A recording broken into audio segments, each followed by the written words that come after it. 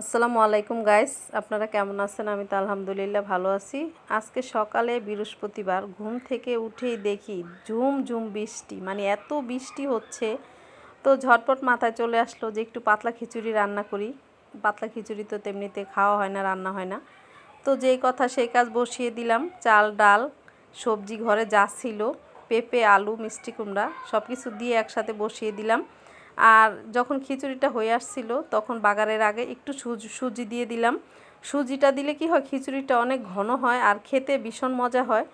দিয়ে তারপরে হচ্ছে যখন হয়ে গেছে খিচুড়ি, তখন হচ্ছে পেঁয়াজ রসুন আর শুকনা মরিচ দিয়ে হচ্ছে একটু বাগার দিয়ে দিলাম। দিয়ে তারপরে মাঝে হচ্ছে একটু আচারের তেল আর আচার দিয়েছিলাম, সেটা আপনাদের সাথে শেয়ার করিনি। তো সব কিছু দিয়ে বসিয়ে দিলাম। আর খিচুড়িটা খেতে এত মজা হয়েছিল, কি বলবো, অনেক মজা। তো এইভাবে কার কার বৃষ্টির দিনে পাতলা খিচুড়ি পছন্দ কমেন্ট করে জানাবেন। ভালো লাগলে ভিডিওটা শেয়ার করে দিবেন, লাইক দিবেন, সাবস্ক্রাইব দিবেন।